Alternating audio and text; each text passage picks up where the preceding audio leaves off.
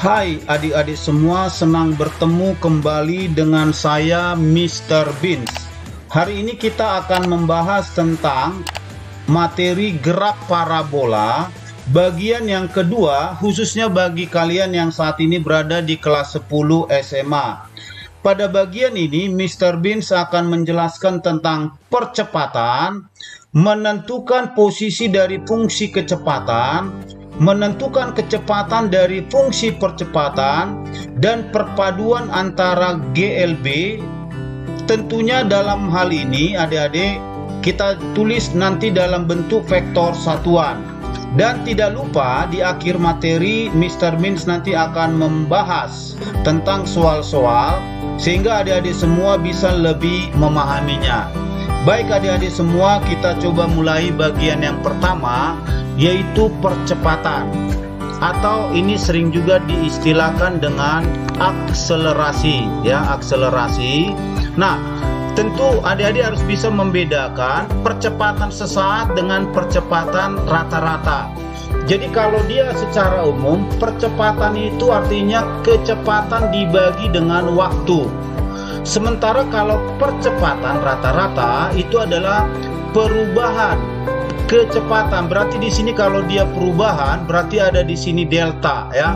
Delta V, perubahan kecepatan terhadap selang waktu. Sehingga dari sini kalau kita coba tulis ya secara matematis, maka percepatan rata-rata itu adalah delta V per delta T.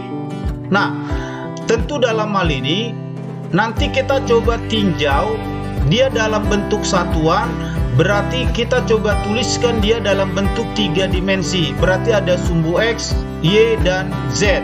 Sehingga kalau ditanya percepatan rata-rata untuk sumbu X itu adalah AX rata-rata, itu adalah delta Vx per delta T.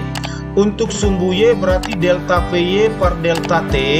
Dan untuk sumbu Z itu sama dengan delta Vz per delta T. Tentu ingat di sini adik-adik, yang namanya delta Vx itu adalah selisihnya atau perubahannya.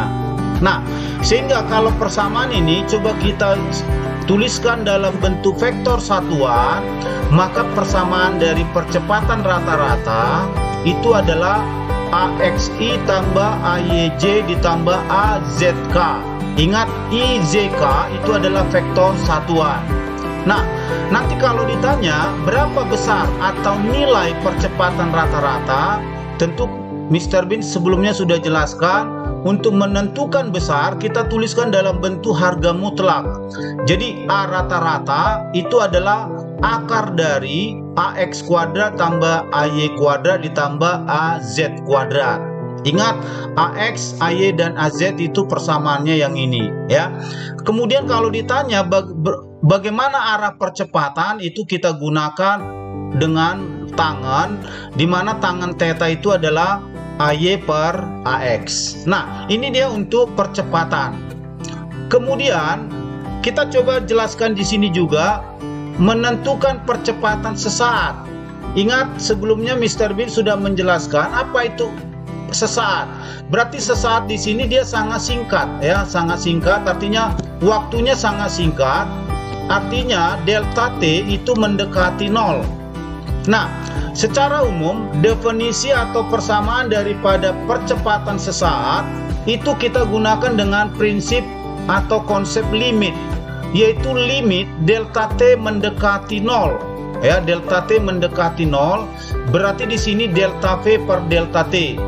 Nah, kalau kita perhatikan di mana percepatan sesaat di sini pada saat T sama dengan T1, kamu perhatikan di sini grafik, itu adalah merupakan garis singgungnya, ya, kemiringan daripada garis singgung dari grafik V fungsi T pada saat T1 sama dengan T-nya.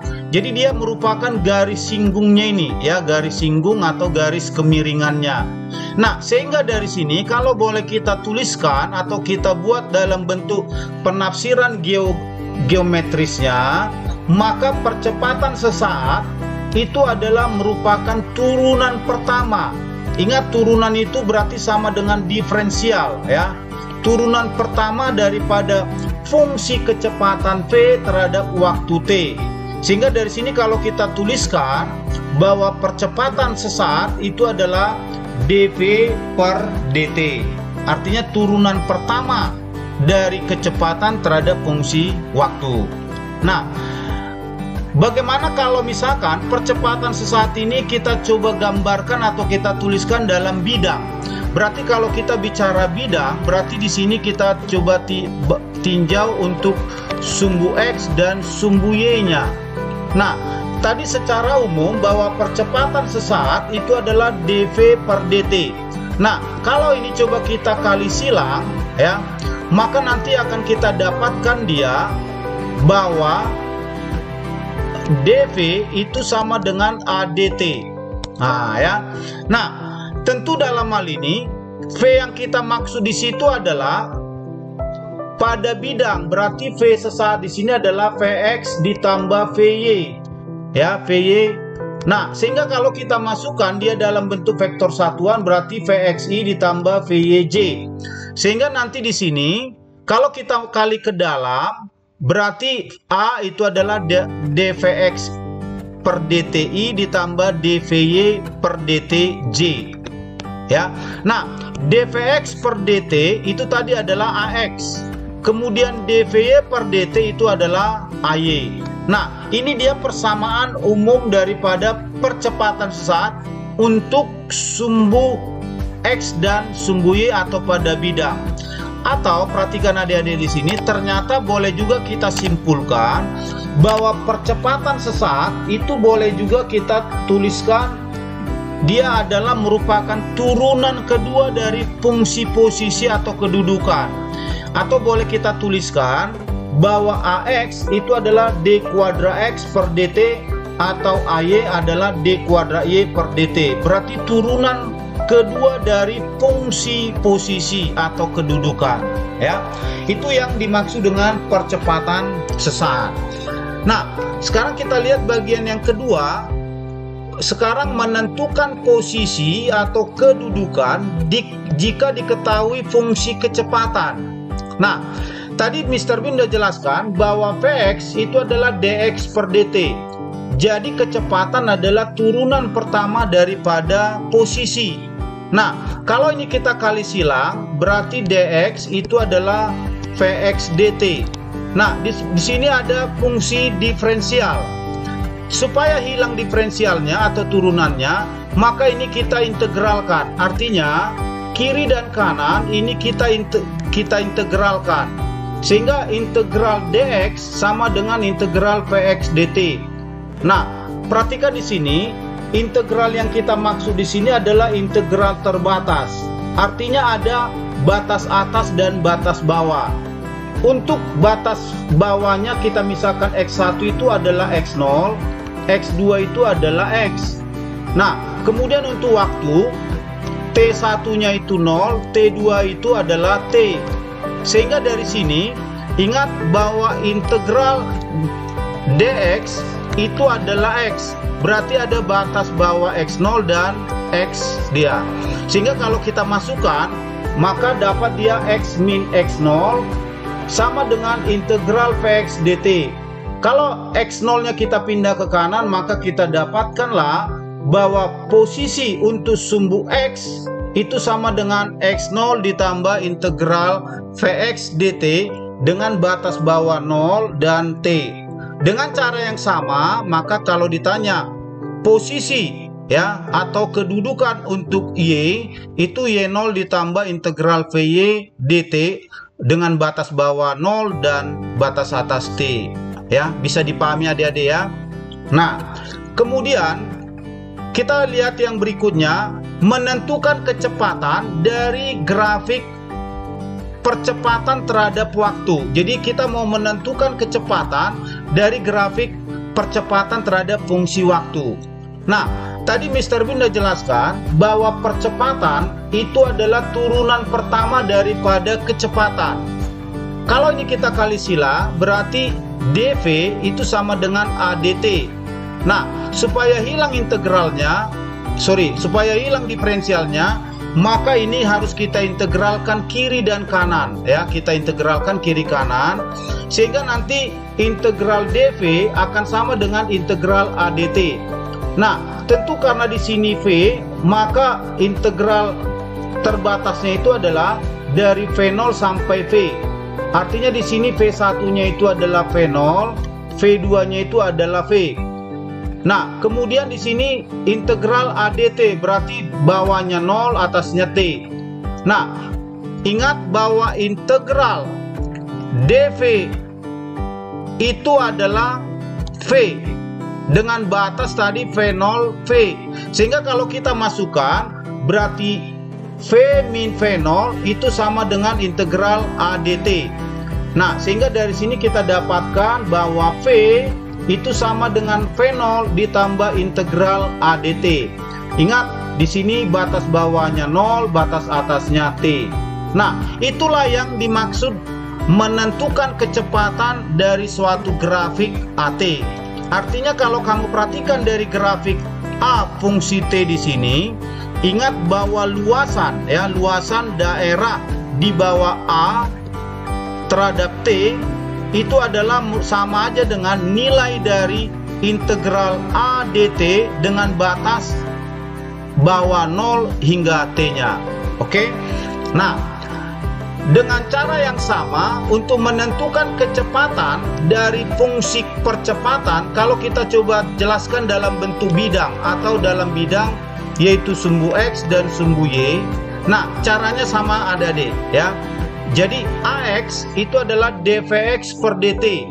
Tentu kalau kita kali silang di sini, AX dt itu adalah dVx, maka ini kiri kanan kita integralkan. Sehingga integral dVx itu sama dengan integral AX dt. Tentu ada batas bawah dan batas atasnya. Yang ini juga batas bawah dan batas atas. Sehingga dari sini integral dVx itu adalah Vx. Ya, Vx tentu batas bawahnya dan batas atas kita masukkan, berarti Vx. Nah, ini kita kurang ya adik-adik ya, kurang V0x. Nah, sehingga dari sini kalau kita coba sederhanakan, maka kita pindahkan V0x, kita dapatkanlah di sini bahwa Vx itu V0x ditambah integral AX dt dengan batas bawah 0 dan T. Ingat, V0x itu adalah kecepatan awal atau kecepatan mula-mula untuk sumbu X. Maka dengan cara yang sama, nanti integral dVy dengan batas bawah V0 dan Vy itu nanti akan kita dapatkan, yaitu ini Vy, ini V0y, itu jadi Vy dikurang V0y, ya. Sehingga nanti kalau kita pindahkan V0y, kita dapatkanlah nanti persamaannya yang ini, ya. Tentu untuk hal yang sama pada sumbu Z juga bisa kita masukkan, ya. Jadi tinggal kamu ganti dVz. Oke, bisa dipahami adik-adik ya. Nah, kita lihat yang berikut. Perpaduan gerak lurus beraturan. Maksudnya di sini kalau misalkan ada perahu, perhatikan di sini ada perahu. Perahu ini diarahkan tegak lurus. Ya, tegak lurus. Kita lihat di sini perahu mau menyeberangi sungai, ya. Jadi antara perahu dan arus sungai itu tegak lurus. Jadi kalau misalkan jika perahu berangkat dari A dan diarahkan tegak lurus B, maka kemungkinan besar itu nanti perahu bukan tiba di B. Kenapa, Adik-adik? Karena di sini ada arus air yang menentang, ya, atau melawan. Sehingga nanti kalau kita misalkan perahu itu tiba di titik C ini, ya, maka ini disebabkan oleh yang namanya gerak, ya, gerak perahu dan gerak aliran sungai yang saling tegak lurus. Tentu di sini kita berlaku yang namanya vektor, ya, vektor. Nah, berapa besar misalkan jarak atau berapa jauh jarak yang ditempuh oleh perahu ini? Maka untuk menjelaskan ini, kita lihat dulu di sini bahwa tadi kecepatan itu adalah merupakan perpaduan gerak. Sehingga kalau dilihat nanti bahwa kecepatan relatif dari perahu itu adalah V1 ditambah V2. Nah, kalau misalkan antara perahu dengan aliran sungai membentuk sudut tertentu, maka kita gunakan aturan kosinus ya. Aturan kosinus yaitu dengan metode jajaran genjang, bahwa V resultan itu adalah akar dari V1 kuadrat tambah V2 kuadrat ditambah 2 V1 V2 cos alfa ya. Jadi kalau misalkan ini aliran sungai ya, misalkan ini lebar sungai, kemudian ini perahu. Katakan di sini aliran sungai itu adalah VA, kemudian perahunya diarahkan seperti ini adik-adik ya. Nah, tentu ada sudut yang dibentuknya ya, ada sudut yang dibentuknya. Katakanlah di sini alfa. Sehingga nanti dari sini kita dapatkan nilai, bahwa nilai resultan itu dengan cara aturan kosinus. Nah, kalau misalkan tadi antara perahu dan sungai tegak lurus, maka langsung kita gunakan metode Pitagoras, yaitu VR itu adalah akar dari V1 kuadrat ditambah V2 kuadrat. Kemudian untuk mencari lintasan ya, untuk mencari resultan daripada lintasan AC. Perhatikan di sini adik-adik, lintasan AC ini ya, maka kita gunakan Pitagoras. AC itu adalah AB kuadrat ditambah BC kuadrat. Ya, perhatikan di sini. Berarti AC kuadrat itu sama dengan AB kuadrat ditambah BC kuadrat ya. AB kuadrat ditambah dengan BC kuadrat. Nah, sehingga nanti kalau ditanya berapa waktu tempuh perahu untuk mencapai titik C, itu kita tinggal gunakan perbandingannya. Jadi T itu adalah AC per VR akan sama dengan BC per V1 sama dengan AB per V2. Kemudian untuk menentukan arah gerak perpaduannya, kita gunakan tangen theta ya, tangen theta yaitu V2 dibagi dengan V1 atau AB dibagi dengan BC. Oke, bisa dipahami adik-adik? Nah, untuk lebih jelasnya kita coba lihat contoh latihan berikutnya supaya adik-adik bisa lebih memahaminya. Kita lihat contoh yang pertama ya. Sebuah titik partikel bergerak pada garis lurus dengan kecepatan awal 2, berarti ini adalah fenolnya, dan percepatannya 1, berarti ini A. Jika posisi awal titik partikel terhadap titik acuan itu 10, berarti ini apa adik-adik? Ini berarti adalah R0-nya ya. Nah, yang ditanya berapa kecepatan titik pada saat T-nya 2 second, berapa kecepatan rata-rata pada saat T 3 second dan 5 second. Jadi di sini apa dulu yang kita lakukan? Perhatikan data yang diketahui, V0-nya 2, A-nya 1 dan R0-nya 10. Berarti kalau kita mau mencari kecepatan, diketahui percepatan, berarti kita harus gunakan persamaannya, bahwa V itu adalah V0 ditambah integral ADT ya. Jadi diketahui fungsi percepatan, kita mau mencari kecepatan berarti kita gunakan persamaan ini.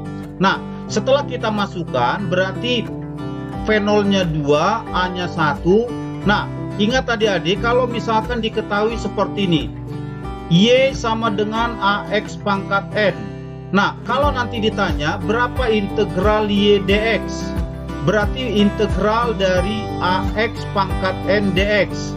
Nah, sebelumnya Mr. Bin sudah jelaskan untuk turunan ya, turunan. Nah, integral itu adalah kebalikan daripada turunan atau diferensial. Sehingga integral dari AX pangkat N dx itu adalah A per N ditambah 1 X N tambah 1 plus C. Nah, inilah persamaan daripada integral ini. Nah, C itu apa? C itu adalah konstanta. Nah, untuk apa konstanta ini? Tentu Mr. Bin sudah jelaskan bahwa turunan dari konstanta itu adalah 0. Sehingga ketika kita mau mengintegralkan ulang, maka harus kita cari konstanta yang hilang ya. Nah, sehingga dari sini kalau kita coba masukkan, berarti integral dari konstanta itu adalah T. Maka ini menjadi 2 tambah T meter per second. Masukkan dia dibilang T-nya 2. Sehingga kalau kita masukkan T-nya 2, dapat dia 4 meter per second ya. Itulah kecepatan pada saat 2 second. Kemudian yang B, kecepatan rata-rata. Nah, tentu untuk mencari kecepatan rata-rata kita cari dulu fungsi posisi. Ingat bahwa posisi kalau diketahui kecepatan itu adalah R sama dengan R0 ditambah integral P dt. Bisa dipahami adik-adik ya. Nah, berarti P tadi berapa? P tadi itu adalah 2 tambah T. Sehingga kalau kita masukkan R0-nya tadi 10 integral 2 tambah T dengan batas 0 sampai T ya. Maka nanti kita masukkan 10 ditambah integral konstanta itu adalah 2T, integral T itu adalah setengah T kuadrat. Masukkan ke persamaan ini ya. Sehingga kalau kita coba substitusi T1-nya 3 dan T2-nya 5, maka R1-nya ketemu 20,5 dan R2-nya 32,5 sekon. Sehingga nanti kalau ditanya kecepatan rata-rata, ingat kecepatan rata-rata itu adalah perubahan posisi dibagi perubahan waktu. Sehingga kalau ini kita coba kurangkan, dapat dia nanti dibagi dengan waktunya 5 kurang 3, maka dapatlah kecepatan rata-rata menjadi 6 meter per second ya. Itu untuk mencari kecepatan rata-rata kalau diketahui dari fungsi ya, fungsi kecepatan. Oke adik-adik, kita lihat yang kedua. Komponen-komponen kecepatan T ketika diketahui Px-nya 4,0 T dan P-nya 10 ditambah 0,75 T kuadrat. Ini T kuadrat adik-adik ya. Dengan T dalam second, Px dan P dalam meter per second. Yang ditanya adalah berapa kecepatan rata-rata untuk T sama dengan 0 dan T sama dengan 2. Jadi di sini kita coba tuliskan fungsi kecepatan ini dalam bentuk vektor satuan. Sehingga dari sini persamaannya itu adalah bahwa P itu adalah Pxi tambah Pyj. Nah, berarti ini adalah 4T, yang ini adalah 10 ditambah 0,75 T kuadrat.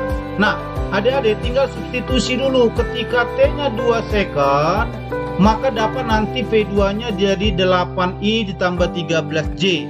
Kemudian ketika T-nya 0, berarti ketika T-nya 0 ini 0, ini tinggal 10, berarti dapat nanti menjadi 10J ya. Jadi V1-nya 10J, V2-nya 8I tambah 13J. Sehingga nanti kalau ditanya berapa percepatan rata-rata, ingat percepatan itu adalah perubahan kecepatan dibagi waktu. Waktunya berapa? Berarti 2 kurang 0. Sehingga kalau kita coba sederhanakan nanti, kurangkan V2 dengan V1 dibagi 2, maka kita dapatkanlah percepatan rata-rata itu menjadi ya, ini percepatan rata-rata menjadi 4I ditambah 1,5J. Nah, itu dia kecepatan rata-ratanya. Oke, bisa dipahami adik-adik ya. Nah, kemudian kita lihat contoh yang ketiga. Sebuah perahu menyeberangi sungai yang lebarnya 180 meter, kecepatan airnya 4, dan perahu diarahkan menyilang, dibilang tegak lurus dengan kecepatan 3. Yang ditanya berapa panjang lintasan yang ditempuh perahu hingga sampai ke seberang. Ini adalah contoh soal UMPTN, berarti soal masuk ke perguruan tinggi negeri adik-adik ya. Nah, kira-kira sulit nggak ini? Jadi kalau coba kita gambarkan, ini kira-kira gambar lintasan itu, berarti ini adalah lebar sungai, ini 180, ini aliran sungai ya, ini kecepatan air, ini adalah kecepatan perahu. Nah, tentu di sini karena kecepatan perahu dan air itu tegak lurus, tentu di sini kita coba cari resultan vektornya ya, resultan vektornya. Sehingga ini kita tinggal gunakan metode jajaran genjang. Jadi untuk menjawab ini, adik-adik, kita asumsikan bahwa perahu itu kita anggap bergerak lurus beraturan, artinya tidak ada percepatan ya. Dimana perahu itu menempuh lintasan AD ya, ini menempuh lintasan AD, sehingga kita dapatkan nanti resultan kecepatan antara perahu dengan air itu menjadi 5 ya, 5. Gunakan Pitagoras. Nah, sehingga nanti kalau ditanya berapa jarak atau berapa panjang lintasan yang ditempuh perahu, tentu nanti perahu itu tidak mungkin sampai ke seberang itu secara tegak lurus seperti ini adik-adik. Tentu dia akan melewati sungai itu karena dia melawan arus sungai juga, sehingga dia sampai di D ini berupa garis miring seperti ini. Maka nanti kita tinggal menggunakan rumus perbandingan segitiga ABC dan ADE ya. Jadi segitiga ABC, segitiga yang kecil dengan segitiga yang besar, sehingga kalau kita bandingkan nanti bahwa AD banding DE itu adalah AB banding BC. Nah, yang diminta adalah AD, berarti AD itu adalah AB dibagi BC dikali DE. Nah, kalau kita masukkan AB-nya berapa adik-adik? AB-nya itu adalah 3, BC-nya 5 ya. Sehingga dari sini kita dapatkan nanti bahwa AD itu sama dengan 300 meter. Jadi perahu itu akan sampai di seberang itu sejauh 300 meter. Oke adik-adik, kalau misalkan adik-adik kurang memahami, maka nanti kamu bisa tanya di kolom komentar ya, bisa ditanya di kolom komentar. Nah, untuk lebih jelasnya materi lanjutan ini yaitu gerak parabola pada sumbu X dan sumbu Y. Untuk materi berikutnya jangan lupa adik-adik kamu lihat di video Mr. Beans yang berikutnya. Terima kasih, thank you.